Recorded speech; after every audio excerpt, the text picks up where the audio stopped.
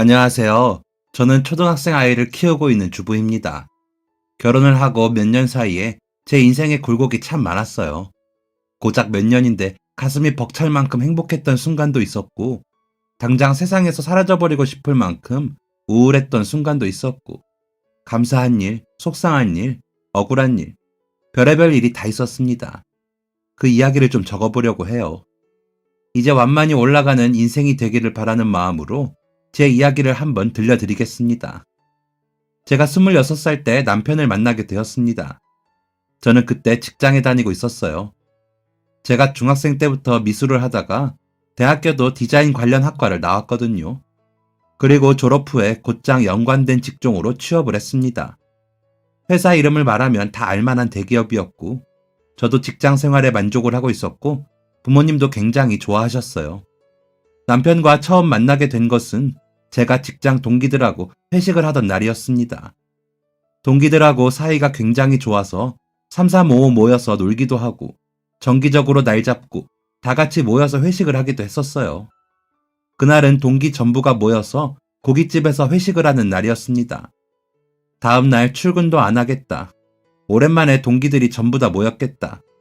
다들 한껏 신이 나서 고기도 많이 먹고 술도 많이 먹은 날이었죠. 그건 저도 마찬가지였고요. 저희 팀엔 죄다 남자분들의 나이도 지긋하셔서 일상적인 대화를 나누는데 어려움이 있었거든요. 그런데 오랜만에 또래 여자 동기들을 만나니 신이 나서 말문이 트여 수다를 엄청 떨었습니다. 가게의 반절을 저희가 차지하고서 재미나게 놀고 있던 때였습니다. 어떡해? 한 남자의 외마디 외침과 함께 그릇 같은 것이 떨어져 깨지는 소리가 났습니다. 그 소리가 너무 커서 순간 가게 안은 조용해졌습니다. 그런데 소리가 난 곳이 바로 제 뒤였습니다. 뒤를 돌아보려는데 갑자기 등 뒤에서 뜨거운 기운이 훅 느껴졌습니다. 제가 깜짝 놀라서 일어났는데 옆에 있던 동기들이 놀라면서 허둥지둥 하더니 냅다 제 등에 물을 부었습니다. 이게 무슨 상황인가 상황 파악을 해봤습니다. 벌떡 일어나며 뒤를 돈 제 눈앞에는 앞치마를 두른 남자 알바생이 서 있었습니다. 창백하게 질린 얼굴로요. 그리고 바닥엔 깨진 뚝배기와 여전히 김이 모락모락 나는 김치찌개가 가득했습니다. 의자에 걸려져 있던 제 흰색 코트는 김치찌개로 얼룩져 있었고 제 등 뒤에서도 김치찌개 냄새가 나고 있었습니다. 남자 알바생이 펄펄 끓는 김치찌개를 제 옷과 제 등에 쏟아버린 겁니다. 즐겁게 회식을 즐기던 저는 졸지에 구급차를 타고 응급실에 가는 신세가 되고야 말았습니다. 저와 동기 여자 둘, 그리고 알바생까지 함께 응급실로 갔습니다. 하필 옷을 벗기도 어려운 등 윗부분이라 하는 수 없이 옷을 잘라버렸습니다. 오랜만에 모인다고 아끼는 블라우스를 입고 나갔었는데 블라우스 따위는 생각도 나지 않았습니다. 너무너무 아팠거든요. 옷 윗부분을 잘라내고 선생님께서는 조심조심 안에 옷까지 살점에서 떼어냈습니다. 옷이 살점에 달라붙어 있었다고 하더라고요. 옷이 얇아서 상처가 심하네요. 우선 소독해드릴게요. 입원하시거나 입원하시는 게 불편하다면 계속 병원 내원하시면서 소독하셔야 합니다. 한숨이 푹 나왔습니다. 하필 하반기 끝 무렵 이 바쁜 시기에 이런 일을 당하다니 진짜 재수도 없다 생각했습니다. 그러다 옆을 돌아보는데 고깃집 알바생이 안절부절해 하면서 초조한 표정을 짓고 있었습니다. 망연자실하기는 그쪽도 마찬가지인 것 같았습니다. 이거 제 명함이에요. 세탁비는 괜찮지만 병원비는 받는 게 맞겠네요. 연락 주세요. 알바생이 안절부절해 한들 뭐 어쩌겠습니까? 피해를 입은 건 저인데. 보험 처리하면 되는 문제니까 명함 주고 그렇게 헤어졌죠. 그게 제 남편과의 시작이었습니다. 네, 그 고깃집 알바생이 제 남편이에요. 고깃집 알바생은 그날 헤어진 후 죄송하다는 문자를 보냈습니다. 병원비에 세탁비까지 모두 주겠다는 말과 함께요. 응급실에서는 말 한마디를 안 하고 있길래 뭐지 싶었는데 경호가 없는 사람은 아니구나 생각했습니다. 병원비도 잘 받고 세탁비까지 잘 받고 그렇게 다시는 볼 일이 없을 줄 알았습니다. 그런데 그 사건이 있고 한 두어 달 지난 후였나? 과장님이 저희 부서 사람들끼리 한잔 하자고 해서 회식을 하게 되었는데 회식 장소가 그 고깃집인 거예요. 그래서 그때 다시 마주치게 되었죠. 저희 부서 사람들이 술을 엄청 잘 먹거든요. 겁없이 넙죽넙죽 받아먹다가 훅 가기 때문에 중간에 몰래 바람 좀 쐬어주러 나가곤 해야 합니다. 회사 다니면서 생긴 요령이죠. 그렇게 바람 쐬러 나갔다가 그 알바생, 그러니까 남편과 대화를 좀 나누게 되었어요. 화상은 괜찮냐? 흉터는 안 남냐? 이런 대화를 나누다가 나이를 들었는데 저보다 1살 많더라고요. 고시 공부하면서 알바하고 있다고 했습니다. 그렇게 가까워지게 되었어요. 그러다 문자 몇 번 하고 둘이 밥도 한번 먹고 그렇게요. 그렇게 연인이 되었습니다. 고시 공부를 하고 있다던 남편은 작은 원룸에서 지내고 있었습니다. 저는 전적으로 그를 응원하고 밀어주기로 마음먹었어요. 사실 연애를 시작하기 전에 남편이 많이 조심스러웠거든요. 대학도 안 나오고 제대로 된 직장도 없는 남편이 저를 충분히 행복하게 해주지 못할 것 같다면서요. 하지만 그럼에도 사랑하는 마음이 더 컸기에 저희의 연애는 시작되었습니다. 저는 아침에 출근 전에 신랑의 집에 들렸습니다. 갈 때마다 매일 보온통을 가져갔어요. 왜 국 담는 엄청 큰 보온통 있잖아요.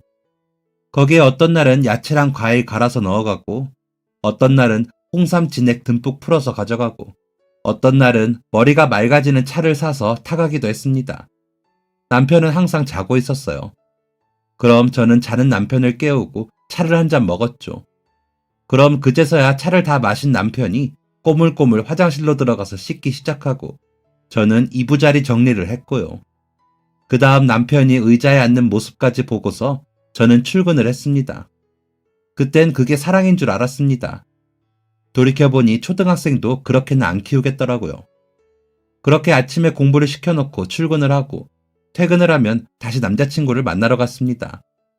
남자친구는 평일에만 고깃집 오후타임 아르바이트를 했습니다. 바쁜 날은 유리창 너머의 남자친구한테 손인사만 하고 오고 조금 한가하면 가게 앞에서 얼굴 보고 인사하고 왔습니다. 회사 바로 앞에 있는 버스 정류장을 두고 남자친구 몇 초 보려고 15분을 걸어갔다가 다시 15분을 걸어와야 했지만 그땐 그게 행복했습니다. 그리고 주말에는 만나서 데이트를 했습니다. 공부하느라 힘들다는 푸념도 들어주고 집에서 잔소리가 심하다는 징징거림도 들어주면서요. 그러면서 데이트 비용은 전부 제가 냈습니다. 저는 부모님과 함께 살고 있지만 남자친구는 혼자 생활을 하고 있으니 생활비가 이만저만 많이 들 거 아니에요. 월세며 핸드폰비, 전기, 수도, 가스, 식비, 교재 비용 등등이요. 그래서 제 돈으로 데이트 비용도 내고 옷도 사입히고 했습니다. 그렇게 1년을 만났습니다. 매일 똑같이 했어요. 1년을 그렇게 죽어라 뒷바라지 했습니다. 그런데 결국 포기하더라고요. 나는 진짜 공부는 아닌 것 같아. 그래도 3년을 넘게 했는데 좀 더 해보는 게 좋지 않을까? 공무원 아무나 되는 줄 알아? 아, 됐어. 나도 할 만큼 했어. 아, 나 이제 뭐 해먹고 사냐? 스스로 포기해놓고 스스로를 자책하며 신세한탄하는 꼴이 지금 생각해보면 진짜 찌질하게 짝이 없는데 그땐 연민의 감정이 몰아쳤습니다. 이 남자를 어떻게 해서든지 도와줘야겠다고 생각했습니다. 그런데 딱히 방안이 떠오르지를 않더라고요. 그때 남자친구가 그동안 너무 공부만 했다면서 좀 쉬고 싶다고 했고 저는 제 돈으로 남자친구 여행도 보내줬습니다. 머저리도 이런 머저리가 따로 없죠. 돌아와서도 한동안 남자친구는 띵가띵가 놀았습니다. 처음엔 제가 돈 지어주면 고맙다고 말이라도 했는데 나중엔 그냥 당연하게 돈 받아가더라고요. 제가 무슨 ATM이라도 되는 것처럼요. 아무튼 그러다가 남자친구가 취직을 했습니다. 진짜 느닷없이요. 무슨 회사인데? 그냥 아는 형이 다니는 회사에 추천받아서 들어간 건데 그냥 물건 파는 거래. 정수기 이런 거. 영업이야, 영업. 영업은 한 번도 해본 적 없는 사람이 그저 아는 형이 돈 많이 버는 모습 보고 쫓아 들어갔더라고요. 뭐 본인이 선택한 거니까 한번 해봐라 하고 냅뒀죠. 결과는 뻔했습니다. 남 앞에서 능청스럽게 말도 못하고 아부는 더욱 못하는 남자친구는 인센티브는 단 한 번도 손에 쥐어본 적 없고 직장인 평균 월급에 한창 못 미치는 기본급만 받아왔습니다. 그렇게 3개월을 일하다가 어찌어찌 같은 회사 다른 부서로 들어가게 되었습니다. 그제야 겨우 월급다운 월급 받으면서 회사 다녔죠. 그렇게 반년 정도 일하다가 저희는 결혼을 하게 되었습니다. 웃기죠? 그런 사람 뭘 보고. 그땐 진짜 눈에 뭐가 씌워져 있었나 봅니다. 부모님 반대도 장난 아니었습니다. 저희 아버지가 당시 대학교에서 학생들 가르치시는 교수였습니다. 어머니는 책을 쓰시는 분이셨고요. 두 분 사이에서 첫째 딸로 태어난 저는 정말 많은 사랑을 받고 자랐습니다. 어머니가 책을 쓰시기는 했지만 집에서 작업을 하셔서 거의 가정주부나 다름없었어요. 매일 학교 끝나면 어머니가 해주시는 맛있는 밥을 먹었고 모르는 숙제를 아버지가 봐주셨습니다. 가족 여행도 종종 다녔어요. 해외도 간 적이 몇 번 있고요. 저 고등학생 때는 1년 동안 어머니랑 둘이 영국으로 유학도 다녀왔습니다. 그렇게 두 분은 저에게 지극정성이셨고 제게 거는 기대도 크셨고 저를 많이 존중하고 아끼셨어요. 그러니 두 분 마음에 제 신랑감이 차지 않으셨겠죠. 학벌이나 집안 환경을 떠나서 직업이 변변찮은 게 가장 탐탁치 않으셨을 겁니다. 거기다가 사람이 싹싹하길 하나요? 인품이 훌륭하길 하나요? 어딘가 껄렁껄렁하고 나사 하나 빠진 듯 고는 그 남자가 영 못 믿어오셨던 것 같습니다. 게다가 저희 시댁에 시아버지가 안 계시거든요. 시어머니 혼자서 힘들게 남편을 키우셨습니다. 그게 잘못된 건 아닌 걸 알지만 그래도 자식을 보내야 하는 부모님 입장에서는 또 그게 아니잖아요. 하지만 당시 눈에 뭐가 씌어져 있던 저는 부모님의 말이 하나도 들려오지 않았습니다. 너 그런 놈이 뭐 좋다고 만나? 보는 눈이 그렇게 없어? 너 평생 그놈 뒷바라지만 하면서 살 거야? 아빠, 자꾸 놈놈 하지 마. 그 사람도 귀한 남의 자식이거든. 내가 뒷바라지를 하던 말던 난 그 사람이랑 결혼할 거야. 부모님 속도 모르고 그렇게 바락바락 우기면서 저는 끝끝내 그 결혼을 하고야 말았습니다. 제 무덤을 스스로 파서 들어갔던 바보 같은 날이었죠. 남편은 생활력이 아예 없는 사람이었습니다. 그리고 돈의 개념 또한 없었고 무지했습니다. 아파트 관리비를 왜 내야 하는 건지, 왜 그렇게 많이 내야 하는 건지도 이해를 하지 못했고, 고정적으로 나가는 돈들은 생각하지도 않고 버는 족족 흥청망청 돈을 써댔습니다. 이대로는 큰일 나겠다 싶더라고요. 그래서 남편 월급은 제가 관리하기로 했습니다. 그러니까 무슨 남자는 사회생활 하면서 술 한 잔씩 사야 하는 일이 있다는 둥, 나이가 어려서 커피도 한 번씩 돌려야 한다는 둥, 셔츠를 새로 사야 한다는 둥, 갖은 핑계를 대가면서 용돈을 엄청 받아갔습니다. 그때 저는 또 그런 말들에 홀랑 넘어가서 돈을 줬고요. 대신 내가 더 아끼자는 마음으로 미련하게 살았네요. 그렇게 한 6개월을 살았나. 갑자기 회사를 그만두겠다더라고요. 그동안 그만둘까 고민을 했던 것도 아니었고 저랑 상의를 한마디도 하지 않고 그냥 그만두겠다고 통보를 했습니다. 표정이 좋지 않길래 회사에서 무슨 일이 있었나 싶었죠. 한참을 어르고 달랜 끝에 드디어 씩씩거리면서 남편이 입을 열었습니다. 나 지난번에 동창회 다녀왔잖아. 계속 그때 생각이 나서 안 되겠어. 아니, 회사를 그만두겠다고 하는 이유를 말하랬더니 갑자기 뜬금없이 동창회 얘기를 꺼내더라고요. 무슨 얘긴 거 하니 초등학교 동창회에서 오랜만에 학창시절에 친했던 친구가 나왔답니다. 몇 년 동안 소식도 없었던 친구였던지라 반갑게 인사를 하는데 친구의 차림새가 예전과 상당히 다르더랍니다. 과거에는 항상 배실배실 웃고 다니며 맨날 코를 흘려서 별명이 코찔찔이었던 친구가 멀끔해져서 왔다는 겁니다. 그것도 꽤나요. 사업을 한다고 했대요. 집이 좀 살았던 친구라 부모님 도움받아서 이른 나이에 사업을 시작했는데 그게 많이 잘 되었다면서 값비싼 시계와 명품 지갑을 자랑했더랍니다. 그런데 그게 제 남편이 화날 일인가요? 이상하게도 남편은 거기에 화가 났대요.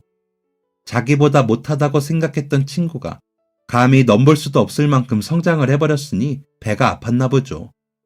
본인이 노력하지 않은 건 생각도 못하고요. 곱씹을수록 그 친구가 부러웠던 남편은 자기도 사업을 할 테니 회사를 그만둔다는 거였습니다. 자본금은 사업도 돈이 있어야 하는 거야, 여보. 나도 알아. 그걸 누가 몰라? 내가 알아서 할 거야. 대체 뭘 알아서 하겠다는 건지 한번 냅둬봤습니다. 그러니까 진짜 회사를 그만두더라고요. 그리고는 한동안 사업 준비를 핑계로 놀기만 했습니다. 한 달 반 정도를요. 보는 내내 속이 터졌지만 그때까지만 해도 이 남자 없으면 안 될 것 같았거든요. 그래서 마냥 기다렸습니다. 슬쩍슬쩍 일은 하면서 준비해야 되지 않겠냐. 가만히 있는다고 자본금이 생기지는 않을 거다. 라면서 압박 아닌 압박을 하긴 했죠. 그러니까 이 사람이 갑자기 막노동을 시작하더라고요. 자기가 생각했을 때 막노동이 제일 빠른 시간에 많은 돈을 벌 수 있는 일이랍니다. 솔직히 그땐 좀 기가 차더라고요. 찾아보면 할 일이 많을 텐데 왜 멀쩡한 몸 혹사시키면서 그러나 이해가 안 되었습니다. 그냥 회사 다니면서 사업 준비하면 안 되는 거였나 싶기도 했고요. 그러던 어느 날 저희 친정엄마가 저희 집에 놀러 오셨고 그때 남편이 막노동을 한다는 것을 알게 되었습니다. 저희 엄마 속이 말이 아니라는 것은 표정만 봐도 알 수 있었습니다. 엄마가 그날 공사장에 먼지를 뒤집어 쓴 남편의 모습을 보고 충격을 받으셨는지 집에 가셔서 곧장 알아놓으셨습니다. 아버지가 전화로 엄마 무슨 일 있었냐고 여쭈셔서 알게 되었어요. 제가 상황을 설명드리니까 황당하기는 아버지도 마찬가지셨습니다. 그리고 일주일 뒤 아버지에게 다시 연락이 왔습니다.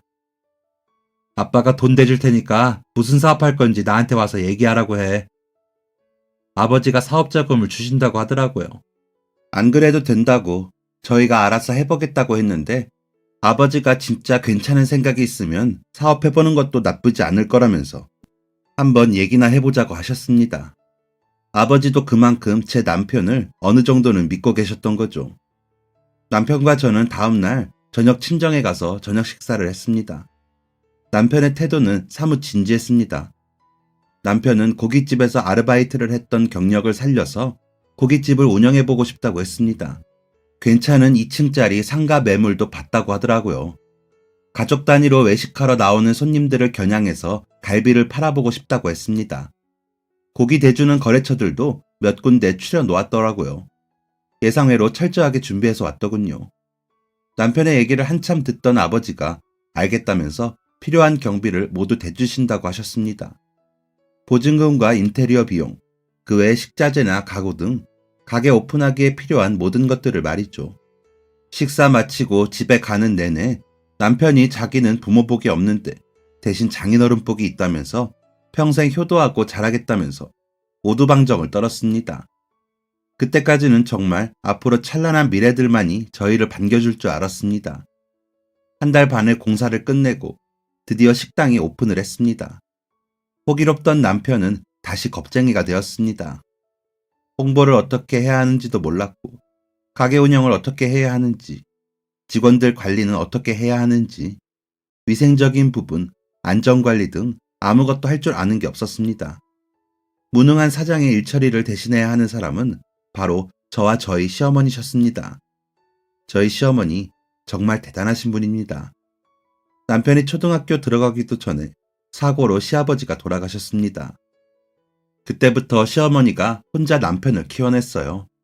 대충 예상은 했지만 남편이 학창시절에 말도 못하게 속을 썩였다고 했습니다. 밖에서 우당탕 뛰놀고 친구랑 싸우고 이런 것만 하면 다행인데 시어머니한테 진짜 못되게 했다고 하더라고요. 말도 나쁜 말만 골라서 하고 대못 박는 짓은 다 하고 다녔답니다. 어릴 때부터 시어머니를 창피하게 생각했고 홀어머니 밑에서 자란 것을 부끄러워한 남편은 시어머니를 어머니 취급하지도 않았대요. 저도 이건 남편이랑 살다가 나중에 시어머니 입에서 듣게 된 것이었습니다. 그런데 대충 알고 있었습니다. 남편이 시어머니를 대하는 태도에서 딱 나왔거든요. 엄마가 뭔데 끼어드냐는 둥, 엄마는 뭘 알고 떠들으라는 둥, 모르면 빠져라, 늙었으면 말을 줄여라, 해준 게 뭐가 있냐, 돈 없이 낳아놓고 키운 게 자랑이냐, 이런 심한 말을 그냥 아무렇지 않게 했습니다. 자세히 적기도 힘든, 입에 담기에도 거북한 더 심한 말들이 상당했어요. 그런데도 저희 시어머니는 항상 대꾸도 하지 않고 가만히 계셨습니다. 틀린 말 없다면서요. 없이 키워서 애가 삐뚤어진 것 같다며 오히려 당신을 자책하셨습니다. 미련할 정도로 착한 그 모습을 보고 있으면 저를 보고 있는 기분이 들어서 더 시어머니께 마음이 갔습니다. 가게가 오픈하고 시어머니는 가게로 매일같이 출근을 하셨습니다. 어머니, 힘드신데 쉬시지 뭐하러 또 나오셨어요? 아이고, 내가 가진 게 없어서 아무것도 해줄 게 없는데 일손이라도 거들어야지. 그렇게 어머니는 주방에서 반찬도 만드시고 설거지도 하시고 청소도 하시면서 일을 도우셨습니다. 너무 고생하시는 것 같아서 마음이 안 좋았는데 남편은 신경도 안 쓰더라고요. 하기사 어머니 신경 쓸 겨를이 있었겠습니까? 일은 벌려놓았는데 사업 수완이 좋지 못하니 발만 동동 구르는 처지였죠. 남편은 마케팅이고 뭐고 하나도 모르고 해볼 생각도 없었습니다. 그런 거 안 해도 잘 되는 집은 잘 되거든. 그거야 다 옛말이고 라는 말이 목구멍까지 찼지만 꾹 참았습니다. 저는 어떻게든 가게 운영을 잘 해보려고 이리저리 발로 뛰어다녔습니다. 예전에 같이 직장에 다니던 선배한테 물어봐서 마케팅 업체를 소개받아 홍보에 힘을 많이 썼습니다. 어쨌든 저희 가게를 알려야지 사람들이 올 거 아니에요. 맛은 그렇게 온 다음에 평가받는 거고요. 인터넷 블로그랑 카페에다가 되는 대로 홍보를 했습니다. 전단지도 당연히 뿌렸고요. 오픈 이벤트는 전단지를 제가 직접 만들었습니다. 디자인 회사 다니던 실력 발휘 좀 했죠. 그런데 남편은 지금 본인 처지도 생각하지 않고 모양 빠지게 전단지를 어떻게 돌리냐면서 한 장을 돌리질 않았습니다. 그래서 그 전단지 제가 돌렸습니다. 지하철역 근처에서 허리 굽혀가며 열심히도 전단지를 나눠주었습니다. 저 그때 임신 3개월이었습니다. 남편도 알고 있었고요. 그런데 저를 챙겨주기는커녕 전단지를 왜 이렇게 많이 만들었냐며 저보고 다 나눠주라고 하더라고요. 그래도 그렇게 노력하니까 손님이 좀 모이더라고요. 남편은 속도 없이 그냥 좋아하기만 했습니다. 그런데 남편이 고깃집에서 알바만 해봤지 고기를 만져본 적이 있겠어요? 가게에 온 손님 중 절반 이상이 고기를 남겼습니다. 어떤 아이는 한 입 먹자마자 맛없다고 했고 어떤 사람은 블로그에 안 좋은 후기를 적기도 했고요. 남편은 또 그냥 의자에 앉아서 스트레스를 받아야 했습니다. 스트레스를 받으면 엉덩이를 떼고 어디든 가서 좀 배워오던가 방법을 찾아야 하는 거 아닌가요? 이번에도 결국 답답한 제가 움직였습니다. 바카스 한 박스 사들고 마장동 일대를 돌아다니면서 고기 고르는 법도 배우고 양념 재우는 법도 배웠습니다.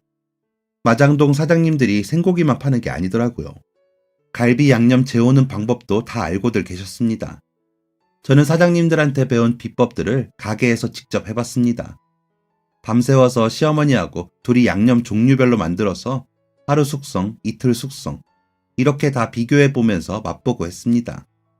진짜 그때 시어머니하고 가게에서 자면서 일했습니다. 가게 구석탱이에서 담요 겨우 덮고 서너 시간 자고 일어나서 일하곤 했습니다.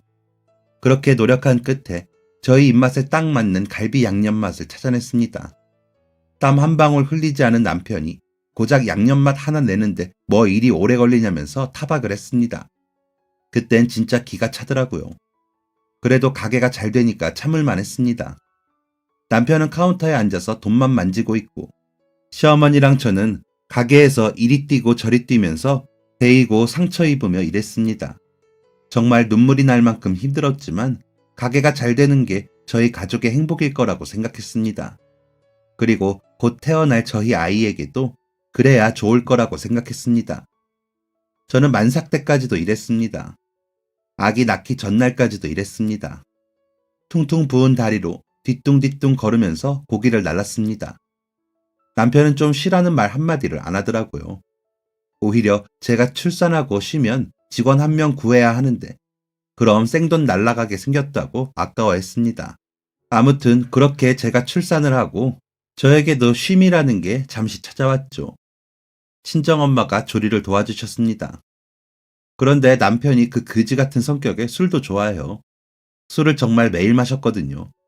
혼자서든 누구를 만나서든 말이죠. 신생아가 집에 있는데 매일 별다른 이유도 없이 술을 퍼먹고 들어오니, 아니면 멀쩡히 들어와서도 술을 퍼먹고 있으니 친정 엄마의 속은 아마 타들어갔을 겁니다. 그래서 제가 오히려 죄송해서 한 2주 되었을 때 친정엄마를 댁으로 돌려보냈어요. 딸이 못 사는 꼴 보여드리기가 죄송해서요. 그때부터 혼자 애 키우기가 시작되었습니다. 애 낳은 지 얼마 되지도 않아 몸도 성치 않은데 남편이란 인간은 도와줄 생각도 없더라고요. 집안일은 원래부터 안 했고요. 집안일 하랴, 애 보랴, 술 취해 들어온 남편 뒤치다꺼리 하랴, 일할 때보다 훨씬 더 힘든 하루하루였습니다. 오로지 아이 보고 힘을 냈습니다. 이 애 때문에 내가 산다 생각하면서 열심히 살았습니다. 그렇게 아이를 돌쯤 키운 어느 날, 친정 아버지한테 전화가 왔습니다. 어떡하냐, 네 동생 사채 썼다. 아버지의 그런 목소리는 처음이었습니다. 그렇게 불안한 목소리는 정말 처음 들었습니다. 무언가 크게 잘못되었구나 싶어서 아이를 안고 친정으로 달려갔습니다. 제게는 남동생이 한 명 있습니다. 어릴 땐 똘똘하고 야무진 아이였습니다. 그런데 고등학교 2학년 때 질 나쁜 친구들을 사귀더니 온갖 꼴통짓은 다 하고 다녔습니다. 성적은 바닥을 쳤고 결국 대학교도 가지 않았습니다.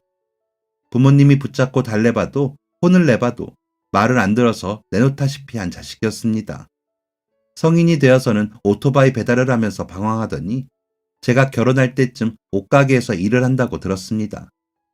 그런데 그 동생이 사채를 썼다는 겁니다. 한두 푼이 아니었습니다. 꽤 큰 금액이었습니다. 사채를 받은 지도 몇 년이 되었던지라 빚도 말도 안 되게 불어나 있는 상태였습니다. 어머니는 충격으로 쓰러져서 구급차에 실려가시고, 아버지는 동생을 가만 안 두겠다고 하시고, 동생은 무릎 꿇고 대꾸도 하지 않았습니다. 애 아빠한테 말해서 제가 어떻게 해볼게요. 그동안 가게에서 번 돈이 얼만데 반절 정도는 저희가 내줄 수 있을 거라고 생각했습니다. 충분하다고 생각했습니다. 저는 곧장 가게로 갔습니다. 아이 키우느라 바빠서 가게 일에는 도통 신경을 못 쓰고 있었습니다. 시어머니께 간간히 가게 상황을 전해 듣기만 했죠. 거의 한 달 만에 방문한 가게는 횡했습니다. 바빠야 할 저녁 시간이었는데 손님이 몇 없었습니다. 뭐야, 말도 없이 왜 왔어?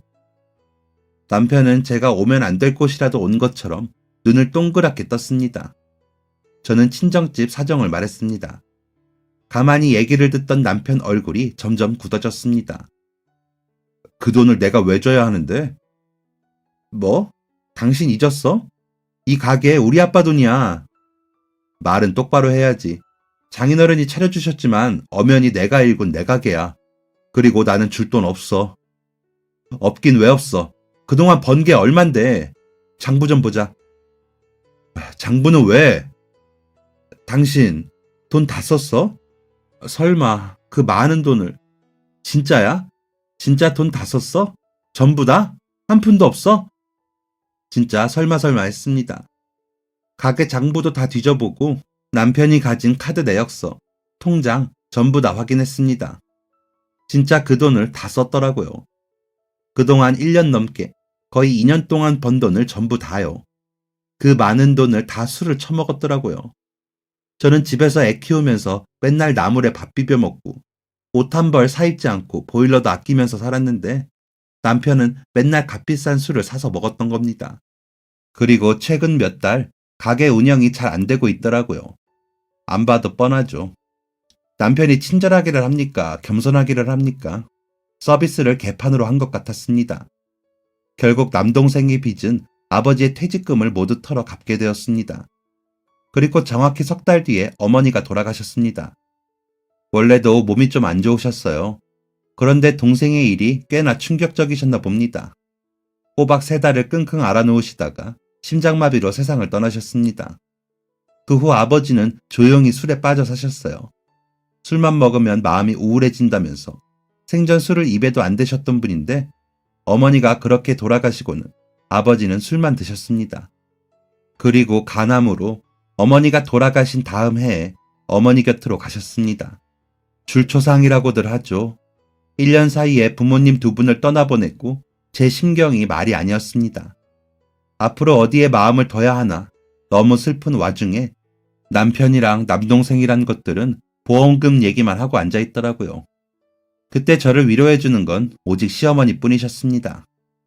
시어머니는 부모 없이 자란 서름을 누구보다 잘 안다며 더 늦게 알아도 될 것을 왜 이리 일찍 알아서 마음고생을 하냐며 저를 위로해 주셨습니다. 그때 시어머니 아니었으면 정말 힘들었을 것 같습니다. 부모님의 집을 정리하고 두 분의 보험금은 남동생과 제가 반으로 나눠 가지게 되었습니다. 그런데 제 부모님이 돌아가신 건데 남편이 돈을 내놓으라고 하더라고요. 가족이면 다 같이 쓰는 거 아니냐면서요.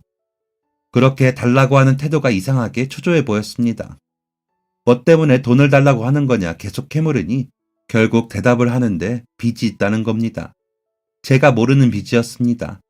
도박을 했대요, 글쎄. 그것도 5천만 원이나요. 남동생과 나눈 제 몫이 딱 5천만 원이었습니다. 어쩌겠어요. 애아빠가 빚이 있다는데 돈을 줬죠. 참으로 멍청하게도요. 그 무렵 아이가 어린이집을 다니기 시작했고 저는 다시 가게 일을 돕게 되었습니다. 그런데 제가 모르는 사이에 새로운 직원이 들어와 있더라고요. 들어보니 벌써 1년이 되었다고 했습니다. 게다가 일을 얼마나 잘하는 건지 1년 사이에 매니저를 달았더라고요. 원래 있던 남자 매니저는 보이지 않았고요. 남편한테 왜 저한테 말하지 않았냐고 하니까 하는 말이 자기 가게인데 왜 그런 걸 다 보고해야 하냐면서 성을 내는 겁니다. 그때까지만 해도 무슨 이유가 있겠거니 했습니다. 그랬습니다. 그렇게까지 믿었습니다. 그랬는데 그 새로운 매니저랑 바람을 피고 있다니요. 촉이 쎄하다 싶었는데 어떻게 그 촉을 피해가지는 않는 걸까요? 다들 퇴근했는데 남편이 혼자 가게에서 술 먹고 들어간다길래 그러라고 했습니다. 저는 애기 어린이집 끝나는 시간에 데려와서 집에 있었고요. 그런데 제가 가게에 지갑을 두고 온 겁니다. 그냥 다음날 가서 찾을까 하다가 애기가 늦었는데 잠도 안 자고 쌩쌩하길래 산책할 겸 가게에 갔습니다. 가면서 남편도 같이 데리고 오려고요. 그렇게 가게에 갔다가 보게 되었습니다. 남편과 새로운 매니저의 참혹한 불륜 현장을요. 저 그런 상황에서 냉정하게 카메라를 들고 사진 찍어서 증거 남기는 그런 사람 못 됩니다. 억울하고 분통이 터지는 사람입니다. 냅다 가서 쌍으로 머리채 잡고 흔들었습니다. 상 위에 와인이랑 케이크랑 별 지랄을 다 해놨더라고요. 다 집어던지고 왔습니다. 그날 남편은 집에 들어오지 않았고 저는 밤새 펑펑 울었습니다. 정신이 아늑해졌습니다. 앞으로 어떻게 살아야 하나 무서웠습니다. 남편이 잘못했다고 싹싹 빌겠지 했습니다. 하지만 제 예상과는 전혀 달랐습니다. 빌기는커녕 이혼 서류를 내밀었습니다. 다 알았잖아. 도장 찍어. 아, 그리고 너 줄 돈 없다. 집에서 애만 키웠으면서 재산 가져갈 생각하고 있는 건 아니지? 목 놓아서 울었습니다.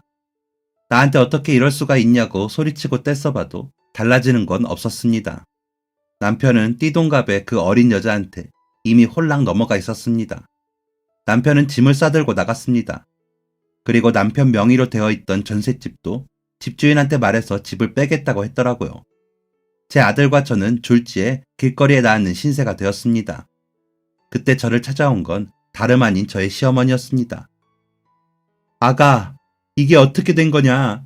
미안하다. 내가 정말 미안해. 내가 끝까지 가게에 나갔어야 했는데 이래서 나오지 말라고 했구나. 이래서. 몇 달 전부터 남편이 시어머니한테 가게에 나오지 말라고 했다더라고요. 그때는 아무 생각 없이 이제야 남편이 철들었나 했는데 자신이 바람피는 것을 들키지 않으려고 그랬던 거였습니다. 그리고 나중에 알고 보니까 남편이 저희 부모님 돌아가신 보험금 5천만 원을 가져가서 빚을 갚은 게 아니었습니다. 초조해 보이는 그 행동이 다 연기였더라고요. 그 어린 년하고 살 집을 구해서 살고 있었습니다. 두 집 살림을 했던 거죠. 그렇게 믿는 구석이 있으니 저한테 바로 이혼 서류를 가져온 거고요. 짐승만도 못한 버러지였습니다.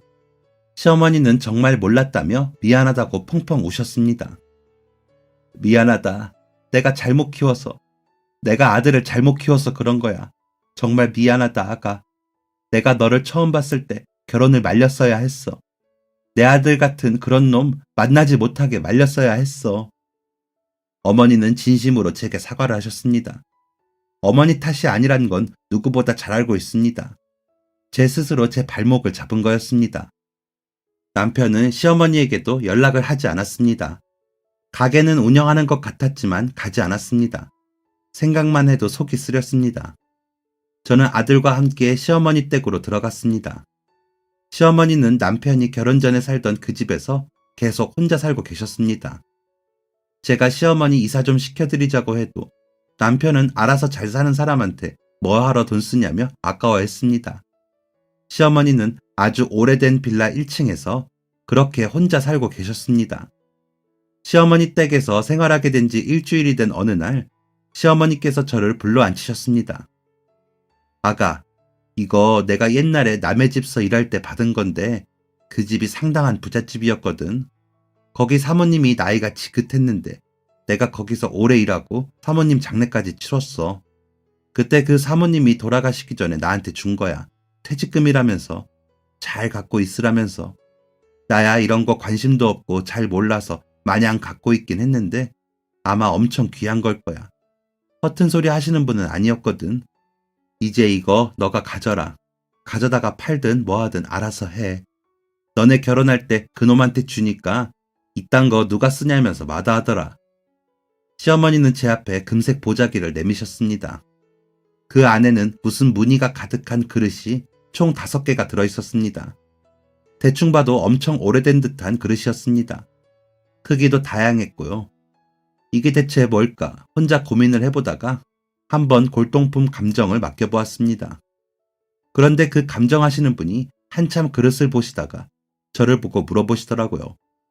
이 그릇 어디서 나셨어요? 관리를 아주 잘하셨네. 돈 꽤나 나오겠는데요? 그때까지만 해도 그 꽤나가 얼마 정도인지 몰랐습니다. 한 몇백만 원 하려나 했습니다.